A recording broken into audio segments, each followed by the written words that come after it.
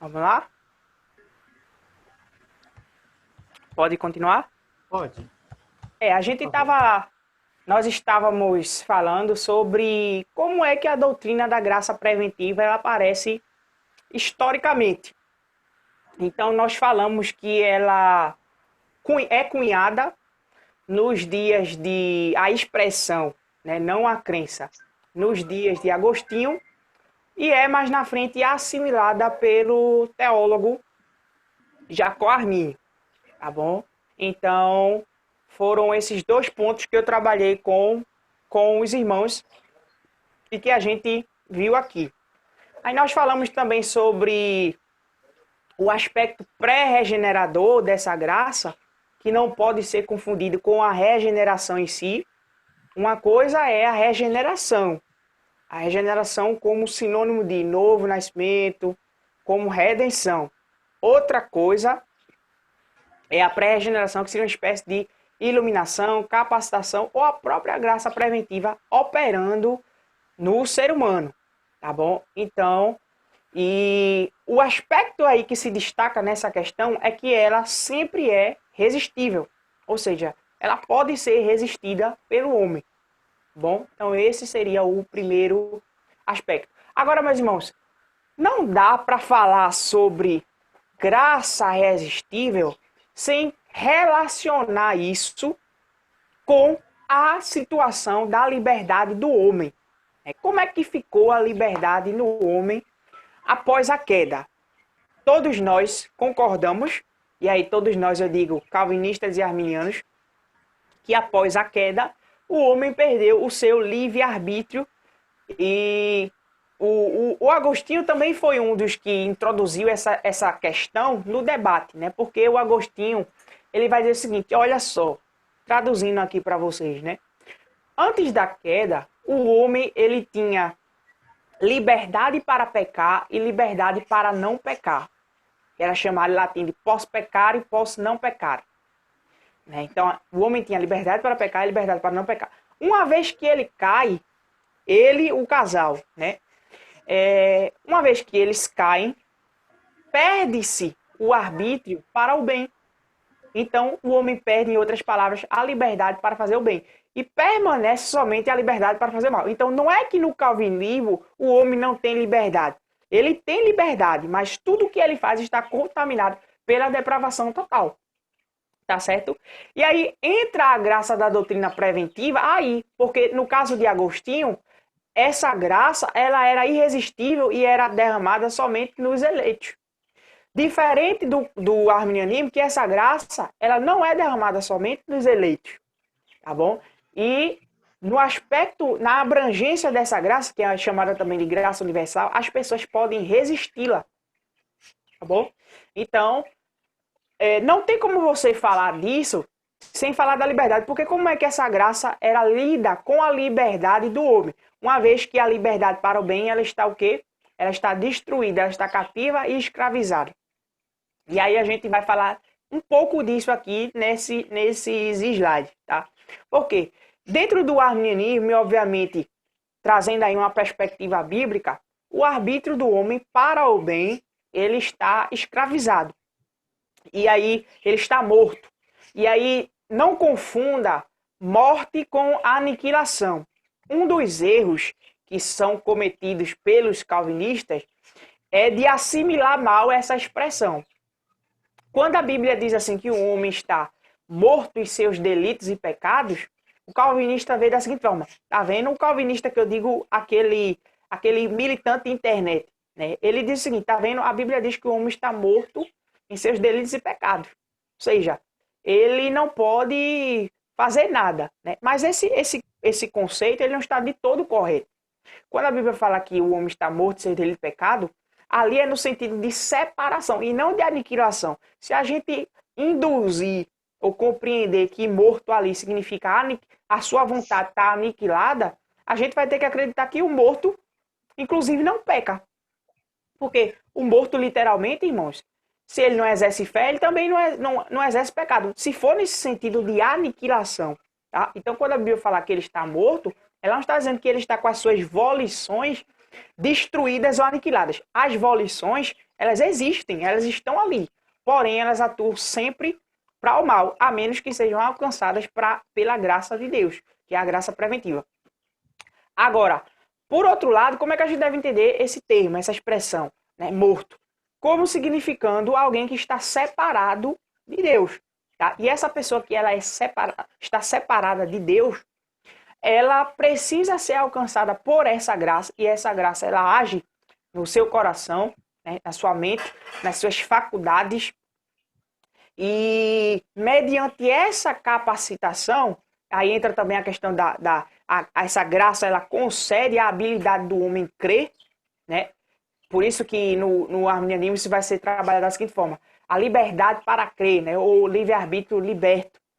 Nesse momento onde o homem ele é habilitado para crer, o arbítrio que estava escravizado, ele é liberto.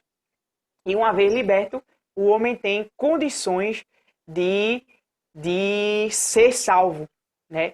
E lembrando que quando ele exerce fé e arrependimento, essa fé e o arrependimento não são em si mesma, presta atenção, não são em si mesma a causa da salvação. A causa da salvação é a graça. A fé e o arrependimento são apenas instrumentos pelos quais o homem estende as mãos, por assim dizer, para que Deus o levante. Uma vez uma pessoa disse assim para mim: Everton, mas isso não torna o homem meritório no processo da salvação? Eu disse: não, em hipótese alguma. Ele disse: eu não estou entendendo, me mostra isso com analogia. Aí eu disse: meu Deus, qual é a analogia que eu vou dar para ele? Eu disse: já sei. A analogia é simples. Imagine agora, peguei um exemplo bem típico, Silvio Santos. Silvio Santos, com toda a sua pompa, multimilionário, né, com todo o seu dinheiro, com toda a sua empresa. E aí o Silvio Santos ele vai para o centro de São Paulo e encontra o pior dos mendigos, dos miseráveis. E aí ele chega lá com a sua limousine, com toda a sua riqueza, com cheque, com tudo. E aí aquele mendigo está sujo, mal cuidado, fedorento, enfim, tá com roupas inacabadas, com fome. E aí o Silvio Santos chega lá, desce do carro com seus seguranças e diz assim: eu quero passar tudo que eu tenho para você. E aí a única coisa que a pessoa tem que fazer é estender as mãos. E aí o Silvio Santos segura nas mãos dessa pessoa e lhe dá tudo que ela tem. Qual mérito o mendigo tem nesse caso? Nenhum. O mérito é nenhum. Veja, o Silvio Santos, que teve a preocupação de fazer os cheques, de preparar toda a documentação, ele teve a ideia, ele teve a iniciativa, ele chegou lá, ele conduziu todo o processo. A única coisa que o mendigo fez foi estender a mão. É justamente isso que a menina me ensina. A única coisa que o homem faz, desculpa, é não resistir à graça de Deus. Tá certo? Então não tem como você atribuir mérito ao homem por uma coisa em que Deus está o tempo todo fazendo, né? E se você diz: Everton, mas essa fagulhinha aí, onde o homem estende as mãos, não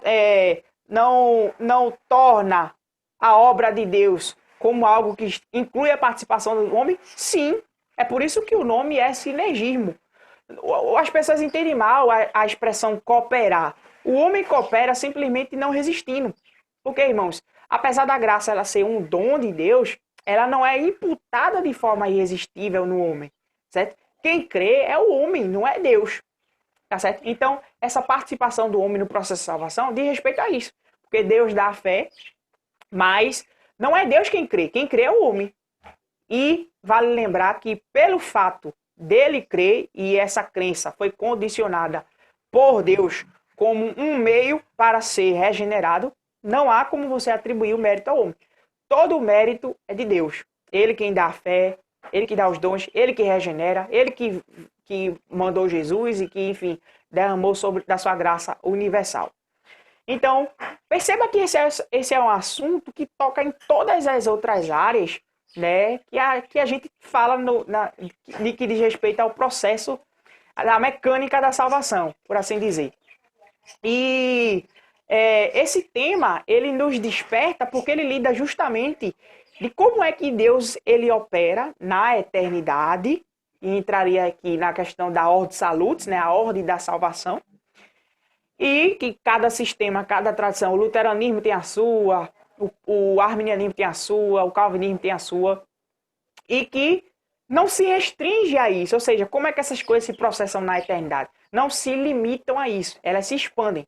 Como é que isso funciona e se relaciona no nosso espaço-tempo?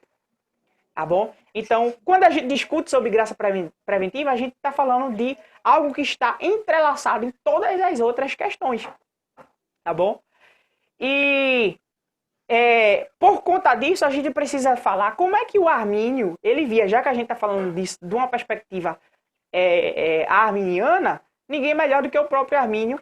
E aí eu peguei aqui uma tabela feita pelo Zwinglio Rodrigues, em seu livro Introdução ao Arminianismo, lançado pela editora. Essa tabela aparece em 2 livros dele, um sobre graça resistível e o outro o livro Introdução ao Arminianismo, que é também lançado pela Reflexão. E o Armínio, ele via a graça da seguinte forma: primeiro, a graça é uma pessoa, tá certo? Esse aspecto é muito importante de você analisar na temática, porque, veja, a ordem salutos, a ordem da salvação no arminianismo, ela começa com Cristo. Cristo é o primeiro eleito, tá certo? A pessoa de Cristo, ele é o primeiro eleito. E nele, a igreja é eleita e os indivíduos são eleitos. Então, veja, antes de ser uma atitude ou de ser algo abstrato ou subjetivo, a graça, ela é uma pessoa. A graça é o próprio Jesus, o próprio Deus encarnado, né? Em figura de expiação, de amor, de bondade e coisas desse tipo. Segundo, a salvação é pela graça e não pelas obras. E vale lembrar que às vezes alguém faz um mau recorte daquele texto de Efésios, que diz, não, pela graça sois salvos por meio da fé, isto não vem de vós, é dom de Deus. Aí a pessoa diz assim, tá vendo? E aí atribui somente um aspecto como fazendo parte do processo de salvação. Não, não é somente a graça, é a graça por meio da fé. A salvação ela é dada por meio da graça, né? Mediante a graça e por meio da fé. Então, a causa da salvação, ela é a graça de Deus, instrumentalizada pela fé. Então, uma coisa não está dissociada da outra. É por isso que alguns arminianos vão interpretar esse texto como sendo todo o processo é um dom de Deus, e não somente a fé, ou não somente a graça e outros aspectos. O conjunto é um dom de Deus. Então, a salvação ela é pela graça e, obviamente, essa graça é um dom. Terceiro, a graça restaura o livre-arbítrio. Vale lembrar aqui, irmãos, eu acho que eu coloquei isso no outro slide, que o arbítrio do homem a essa altura do campeonato, ele está ofuscado, mas não somente ofuscado, morto, destruído, escravizado para o bem, né? Ele existe, mas para o mal. Então, essa graça, quando atinge o homem, ele é iluminado, né? E há essa espécie de pré-regeneração, onde ele tem condições agora de exercer a fé. Quarto, em todo o processo de redenção do homem, ele nada pode sem a graça de Deus. Esse é um aspecto importante de destacar. Todo o processo da salvação, o início, o meio e o fim, está entrelaçado com a graça de Deus. Quinto, Armínio atribui à graça de Deus o começo, que foi o que a gente já falou, né? A continuidade e a consumação de todo o bem. Sexto, a graça começa a salvação, a aperfeiçoa e a consuma. E sétimo, a graça é absolutamente necessária para iluminar a mente, né, do ser humano. E, por último, a graça infunde bons pensamentos. Então, veja, irmãos, em todo o processo da salvação, a graça ela está ativa e agindo. Tá? Então, ela não é somente precedente, ela não está somente a priori, anterior ao que acontece ao homem antes de ser salvo. Ela está também presente no decorrer da salvação e posteriormente. Tá certo? Então, é importante a gente entender como é que o próprio Armínio ele entendia essas questões, porque a gente pode ter um quadro geral, né, a partir disso, de como é que isso se relaciona com a Bíblia. Mas não menos importante que isso é que a gente precisa falar sobre como é que a graça se relaciona com o livre-arbítrio do homem. Eu dei uma pincelada para vocês sobre isso, de forma bem genérica no início, mas eu queria focar um pouco mais nisso agora, né?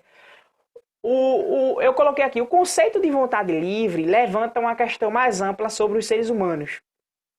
E aí eu coloquei essa parte aqui, é muito interessante. Deixa eu só organizar aqui o computador, o celular. É assim, né? O conceito de vontade livre levanta uma questão mais ampla sobre se os seres humanos têm livre-arbítrio em geral, além do reino de agradar ao Senhor e fazer o bem espiritual. Novamente, as pessoas não são livres nessa área, a menos que Deus as capacite. A resposta arminiana é sim. As pessoas têm livre-arbítrio em todo tipo de coisa. Com isso, queremos dizer que quando as pessoas são livres em relação a uma ação, elas podem ter pelo menos condições de executá-la ou abster-se de executá-la. Eu quero fazer uma observação sobre esse ponto. O termo e a expressão livre-arbítrio, irmãos, ela é usada de forma muito disforme ou multiforme ao longo da história da igreja, tá certo? Erra quem coloca isso dentro de uma caixa de sapato e torna a coisa homogênea. Você vai ver, por exemplo, a expressão livre-arbítrio aparecendo com uma conotação na filosofia, com outra conotação dentro do, aliás, com várias conotações dentro do cristianismo. E em outras áreas, a psicologia também trabalha com esses conceitos. E cada área, cada contexto vai ter uma significação apropriada. Quando o arminiano fala que o ser humano não tem livre-arbítrio, ele está dizendo respeito à salvação. Então, para a salvação, o homem ele não tem condições, liberdade, nem de iniciar, nem de manter. Obviamente, esse mesmo termo ele é usado com outra conotação, que é a conotação da liberdade, que não pode ser confundida com a questão da soterológica. Então, você tem dois sentidos sendo usados aí pelos arminianos. O aspecto soterológico, e nesse sentido o homem não tem livre-arbítrio, e no aspecto, natural, por assim dizer, onde o homem ele exerce a sua liberdade. E por isso, e com isso, a gente está querendo dizer o seguinte, que quando o homem ele tem liberdade para fazer ações ou abster-se de executá-las, isso simplesmente quer dizer que essas ações elas não estão pré-determinadas ou determinadas ou decretadas ou meticulosamente orquestradas pelo próprio Deus. Porque, diferente do calvinismo, que acredita que todas as ações do homem, todas e cada uma delas estão meticulosamente decretadas, os arminianos não acreditam dessa forma. A gente acredita que Deus é soberano, que Deus controla todas as coisas, que Deus governa todas as coisas, mas que não precisa meticulosamente estar ativo em todos esses processos para ser soberano. Somente um Deus soberano daria capacidade às pessoas de não fazer a sua vontade ou de realizar ações que não são agradáveis ao seu reino. Então, quando a gente fala em liberdade, a gente não está falando desse aspecto soterológico, tá certo? Mas da liberdade que o homem usa para fazer ações diárias, tá bom? E aí os calvinistas vão usar não o termo livre-arbítrio, mas o termo livre-agência, mas onde essas ações elas estão condicionadas, né? Na verdade, há uma tentativa de tornar compatível essa liberdade com os decretos divinos. Então, nesse sentido, tanto o arminiano quanto o calvinista acredita que o homem ele é livre, tá bom? O arminiano e o calvinista acredita que o homem tem liberdade. Agora, no calvinismo, essa liberdade ela está decretada por Deus, tá certo? E tudo que o homem faz no calvinismo está meticulosamente decretado. E no arminianismo, não. Tá certo? Então, é importante a gente entender os conceitos, como é que eles se relacionam nos aspectos históricos. Uma vez uma pessoa disse assim para mim, se o homem tem livre-arbítrio, por que ele não voa? E essa pessoa era calvinista. Por que ele não voa? O livre-arbítrio, irmão, não diz respeito a fazer coisas antinaturais, né? Obviamente, quando se fala em livre-arbítrio ou em liberdade, diz respeito àquilo que está dentro das condições do homem fazer, naquilo que lhe é permitido e aquilo que faz parte da sua natureza, tá certo? E é falacioso você argumentar que quando se ensina que o homem tem essa liberdade, Deus não é soberano. Porque o próprio Calvino, irmãos, ele trabalha com essa ideia do livre-arbítrio para relacionando, fazendo uma conexão, uma ponte com Adão e Eva. Ele vai dizer que Adão e Eva, ele tinha livre-arbítrio no Éden. Aí eu pergunto para o calvinista, vamos lá, se no Éden Adão e Eva tinham livre-arbítrio? Tinha. Lá Deus era soberano ou não? Era. Então, se Deus era soberano lá no Éden, o que impede de Deus ser soberano nos dias de hoje, concedendo ou permitindo que as pessoas tenham liberdade? Vale lembrar que a liberdade do homem hoje, ela não é a mesma que a de Adão e Eva, tá certo? Os arminianos creem na depravação total, ensinam a depravação total. A graça preventiva e a doutrina do arbítrio libertário, ela está aí para isso, né? Porque diz respeito aos aspectos soteriológicos. Agora, na questão disso que a gente está falando, o homem, ele não tem jamais aquele arbítrio de Adão e Eva. Aquilo ali acabou, morreu com eles, certo? Então, quando um arminiano usar essa expressão livre-arbítrio para uma questão que não é soteriológica, entenda dessa forma. Ele está remetendo-se à liberdade humana para coisas que não são espirituais. E isso quer dizer, em outras palavras, que as ações do homem não estão determinadas ou predeterminadas por Deus. Certo? E, em outras palavras, isso significa que Deus não viola as ações do homem. Tá bom? A partir dessa plataforma que eu construí com vocês, eu quero falar o seguinte. Dentro do próprio arminianismo, irmãos, não existe um consenso de como a graça de Deus ela atua em todas as suas preposições, né? Na verdade, todos concordam, todas essas três posições que eu vou apresentar para vocês concordam que a graça ela é resistível, tá bom? Agora, em que momento da vida do homem ela alcança o homem, é algo que é muito discutido. Tá bom? Então, historicamente, dentro do sistema teológico arminiano, houve três posições importantes em relação à doutrina da graça preventiva. Dentro do arminianismo clássico, existem duas posições. E dentro do wesleyanismo, há uma posição de destaque. Embora todas as três posições tenham semelhanças, elas não são, de alguma forma, idênticas, de forma alguma idênticas. De fato, definir corretamente a graça preveniente levou a debates internos dentro da tradição arminiana. Então, não há um consenso de como ela opera, agora é consenso de que ela é resistível, tá bom? Nesse sentido, a gente se distingue dos calvinistas, porque no calvinismo, irmãos, existe a graça, não existe uma graça, existe graças. Então, por exemplo, existe a graça comum, a graça eficaz, a graça evanescente, e no arminianismo não, a graça ela é única, ela é uma só, tá certo?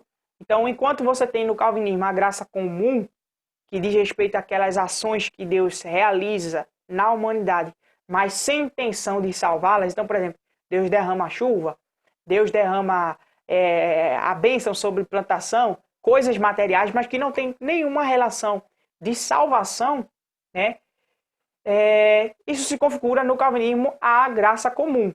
Deus derrama dessas benesses materiais e naturais, mas sem intenção de salvar essas pessoas. Essa graça comum ela é derramada sobre ímpios, sobre justos e sobre qualquer tipo de pessoa, eleitos e réprobos. Enquanto a graça eficaz é a graça salvadora, por assim dizer, irresistível, e que é derramada somente para os eleitos. Ela é preventiva também, porque vem antes, mas não é resistível. Ela é irresistível porque o homem não pode resisti-la, uma vez que ele foi regenerado. Enquanto no arminianismo a fé precede a regeneração, sim, no calvinismo a regeneração precede a fé. Então, aquela pessoa, ela não vai ter outra opção a não ser crer, porque ela teve o seu coração de carne regenerado, tá certo? Por isso que é chamada de graça eficaz. Também não é verdade aquela ideia de que, dentro da doutrina da graça irresistível no calvinismo, existe a crença de que as pessoas são arrastadas contra a sua vontade. Não é isso. Eles não ensinam isso. Aliás, a doutrina da graça irresistível ela é muito bem articulada por eles. Por isso que a gente deve ter cuidado nas nossas análises para a gente não cometer injustiça, para a gente não cair no mesmo erro que alguns reformados fazem, de cometer injustiças, criar espantalhos, rotulações e ilações indevidas acerca do que eles creem, porque isso pode atrapalhar o debate e as discussões, tá certo? Mas, de modo geral, eu vou trabalhar aqui com vocês alguns desses desses posicionamentos, na verdade, os três. O primeiro seria de que Deus atrai pecadores através da pregação da palavra. Tá bom? Então, esse seria uma posição mais popular e mais difundida de que a graça de Deus, a graça preventiva, ela opera ou ela é ativa na humanidade, no homem, a partir da pregação do Evangelho. E os textos que são usados estão aí, que vocês podem ver, né? Então, aquele texto, por exemplo, de Romanos, né? Como ouvirão se não há quem pregue, como crerão? Então, essas questões são trabalhadas do arminianismo, e uma ala vai dizer o seguinte, olha, o ser humano ele é alcançado pela graça preventiva somente quando ele é alvo da pregação do Evangelho, tá certo? Então, esse seria a primeira prerrogativa ou o primeiro posicionamento, por assim dizer. O segundo, ele é um pouco mais complexo, na verdade, ele trafega mais nas questões conceituais e tem um certo grau de impopularidade, apesar de aparecer e de ser creditado pela boca de alguns arminianos. Então, por exemplo, a segunda opção é um pouco mais complicada que a primeira. Nesta posição, existe essencialmente um desenho menor e um maior por meio da graça preveniente, que advém da proclamação do Evangelho e do chamado interno de Deus, às vezes chamado de intensidade ativa. Ou seja, Deus está atraindo todos os homens em um sentido menor e depois atraindo aqueles que têm o Evangelho apresentado em um sentido maior. Então, por exemplo, por que essa estruturação ela foi necessária de ser feita? Por conta de um problema que foi se identificado. Qual foi o problema? Espera aí. Vamos pensar do seguinte modo. O primeiro grupo está dizendo que a graça de Deus, ela só opera ou ela só alcança o pecador quando o pecador ouve a pregação do Evangelho. Mas e a expiação? Ela foi universal? E você tem pessoas que estão morrendo sem ouvir a pregação do Evangelho? Essas pessoas não foram alvos da graça preventiva. Então, como solucionar esse problema? Vamos solucionar da seguinte forma. Ao chamado interno, tá certo? Esse seria o... Eita, eu acho que desligou de novo aqui o computador. Mas deixa eu me ver aqui, irmãos. Estamos te ouvindo. Acho que voltou aqui, peraí. Estão ouvindo, né? Acho que só saiu o slide. Eu acho que só saiu o slide aqui, não foi, pastor André? Só o slide. Tá conseguindo me ouvir aí? A sua imagem está travada. Só a voz. Deixa eu ver aqui se volta ao computador. Mas dá uma segurada aí nesse aspecto. Eu tô clicando aqui na... Estão conseguindo me ver agora? Agora sim, voltou. Agora conseguem, né? Mas o slide não tá aparecendo. Apareceu, sim. Não sim. da forma de tela cheia, mas... Vamos continuar aqui então, né? Vamos lá. E aí, meus irmãos, a gente parou na... Deixa eu ver se ele vai aqui.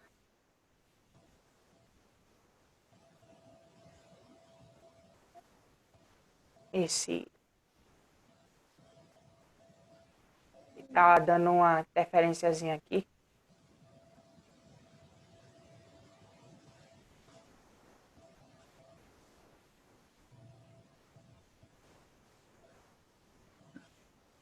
Vamos ver se ele fica... Sim. Pronto, aí a gente parou nessa parte, né? De que há um chamado interno, veja, todas as pessoas nesse sentido se tornam indesculpáveis porque elas alcançam esse chamado interno que opera no coração, e essa seria uma ação da graça preventiva num sentido menor e mais abrangente. Isso isentaria a graça preventiva da culpa de que ela não é universal, por assim dizer. E num segundo momento, você tem essa graça atuando com mais força através, aí sim, da pregação do Evangelho. Então, em rápidas palavras, é isso que essa segunda posição, ela ela afirma, tá bom? Então, essa seria a terceira posição já é mais creditada, reafirmada pelos arminianos wesleyanos, e afirmam que todas as pessoas, em certa medida, elas recebem a graça preventiva. Essa graça está disponível em razão da morte de Cristo. Deixa eu ver aqui. Eu acho que saiu agora o slide aqui, não foi? Não, tá. Continua. Continua, né? Pronto. Continua. Recebem através da morte de Cristo. Aí é usado aquele texto de João 12:32, né? Quando ele fosse levantado da terra, ele atrairia todos a si. Sendo assim, ela tem alcance universal, porém sem cair no universalismo, pois permanece resistível. É interessante a gente destacar esse ponto, né? De que não se pode confundir nem graça universal, nem expiação universal com universalismo, né? É justamente o fator resistível que distingue uma coisa da outra, né? Porque no universalismo, todas as pessoas, obviamente, serão salvas, serão redimidas. Mas, no arminianismo, aquelas pessoas que são alvos da graça de Deus, elas podem resisti-la. Obviamente, por essa opção ser viável, nem todas serão redimidas. Tá certo? Então, eu acho que eu coloquei aqui os tópicos de forma muito bem explicada, né? A primeira vai dizer que Deus atrai pecadores através da pregação do evangelho. Então, por exemplo, os não, como é que fica a questão dos não evangelizados? Avoluma ainda mais essa perspectiva, né? Avoluma, assim, os problemas, né? Aumentam mais ainda. A segunda, Deus atrai pecadores através de um chamado interno. Então, primeiro, todas as pessoas têm esse chamado interno. E aí nem todas vão ouvir a pregação do evangelho, mas não são indesculpáveis por conta disso. E a terceira, Deus atrai pecadores através da cruz de Cristo. Então, desde o momento que a pessoa nasceu, ela já está debaixo dos efeitos da morte de Cristo. E, portanto, tem condições, por assim dizer, de crer, tá bom? Então, de modo bem panorâmico, essa seria as perspectivas que existem. E vale lembrar que isso refere-se apenas à questão de como a graça opera, em que momento ela atinge, e não do fator resistibilidade. Em todas as três posições, há consenso de que ela pode ser resistida pelo homem, tá certo? Agora vamos para o nosso último slide aqui. Eu quero dar algumas características dessa graça resistível, comentar algumas coisas para vocês e abrir para perguntas, dúvidas, comentários, observações e coisas desse tipo. Eu creio que existem muitas coisas que poderiam ser colocadas aqui, questões históricas, questões exegéticas, mas que cabem aí, quem sabe, o irmão André depois montar só um curso sobre arminianismo para a gente e a gente, dentro da medida possível, poder estar participando. Eu quero dar algumas dessas características que a gente já tocou aqui, irmãos, mas que são de extrema importância a gente focar, né? A graça, ela é iluminadora, convencedora, convidativa e capacitadora. Faltou um azinho aqui, eu colocar um azinho, mas quando eu for passar o slide para vocês, eu vou corrigir. E veja que essas são algumas das características que permeiam a doutrina da graça, né? Diferente de como ela aparece no calvinismo, tá? No arminianismo, ela aparece dessa forma. Ela é atrativa, convidadora, né? Convidativa, convencedora. Não é uma persuasão. A persuasão do Espírito Santo, ela não se dá de forma arbitrária e muito menos sem levar em consideração o aspecto facultativo do ser humano, tá bom? Então, uma vez que o ser humano é alvo dessa graça, ele tem condições agora de não resistir. E é justamente nesse processo que se dá a persuasão do Espírito Santo. É uma só, segunda característica. Vai lembrar que no calvinismo você tem 3 tipos de graça, né? Aí eu coloquei aqui, não existe graça comum eficaz. No arminianismo, irmãos, todo ato de bondade de Deus para com os seres humanos tem intenção salvífica. Todo ato, seja ele qual for. A chuva, o sol, a plantação, as bênçãos materiais, todo ato de bondade que Deus permite ou que Deus decreta sobre a vida do ser humano tem a intenção salvífica. Quarto, em seu estágio inicial, ela é monegística, porque ela não é o homem que inicia o processo, quem inicia o processo é Deus. Tá certo? Então ela é monegística nesse sentido, iniciada pelo próprio Deus, porém, em seu aspecto subsequente, exige um relacionamento humano cooperante.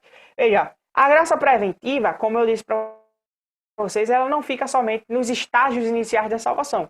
Uma vez que o homem é regenerado, ele está debaixo da graça agora subsequente. Não é uma outra graça, é a mesma graça, mas cujas as operações ela já lida agora com o homem que é regenerado. Tá certo?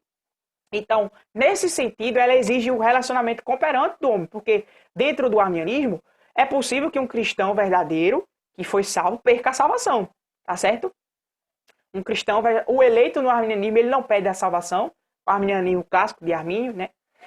Na verdade, não existe um consenso sobre essa questão nos debates, né? Um vai dizer, existe dois grupos, o grupo que não aceita que o cristão pode perder a salvação, outro grupo que aceita, né? E nesse outro existe também uma divergência sobre se ela pode ser recuperada ou não. Eu sei que a aula aqui hoje não é sobre isso, por isso que eu vou deixar para outro momento. Mas deixa eu ver aqui se o último ponto, né? A resolução da tela agora deu uma saída. No de vocês também deu uma resolução de tela aqui, agora deu um probleminha. Mas vamos lá. O último ponto, tá conseguindo me ouvir aí, pastor André? Sim, perfeito. Pronto. E o último ponto que eu quero abordar para vocês é que ela é a causa da salvação, logo exclui qualquer mérito humano. A gente já falou isso de forma muito abrangente. Então, em rápidas palavras, esses seriam aspectos cruciais, e por assim dizer, para se começar a debater e a se discutir a graça preventiva. Eu deixei os versículos todos nos slides. Eu separei até alguns aqui no slide para ler com os irmãos, mas não vou ler para me prolongar. Mas eu queria fazer umas indicações, antes de abrir para perguntas, de alguns livros em língua portuguesa que a gente pode lidar melhor com esse assunto. São livros muito bons, apesar de serem introdutórios. Livros com a linguagem simples, acessível, porém sem ser simplista. Que são esses 3 livros aqui que eu deixo na referência aí dos slides. Esse primeiro seria, na verdade eu quero começar por esse aqui, O que é a Teologia Arminiana, do Wellington Mariano. Esse foi o primeiro livro que eu comprei e que eu li. Eu li esse livro acho que umas 4, 5 vezes já. Ele é fininho, irmãos. Você lê ele 2, 3 horas rapidinho. Se você não tem, adquira com muita urgência. Que ele vai dar um panorama muito bem resumido, né, do arminianismo.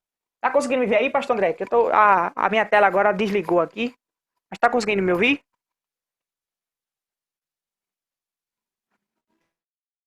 Eita, eu acho que agora desligou. Deixa eu ver aqui. Estamos ouvindo, irmão Everton. Pode continuar, estamos ouvindo. É porque, deixa eu ver se a minha tela volta aqui. Ela está como se estivesse recarregando. Vamos ver aqui se ela retorna a tela, né? Mas vocês estão me vendo, né? Não, só te ouvindo.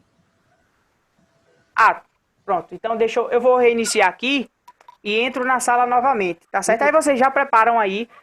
Acho que agora vai aqui, peraí. Acho que agora vai.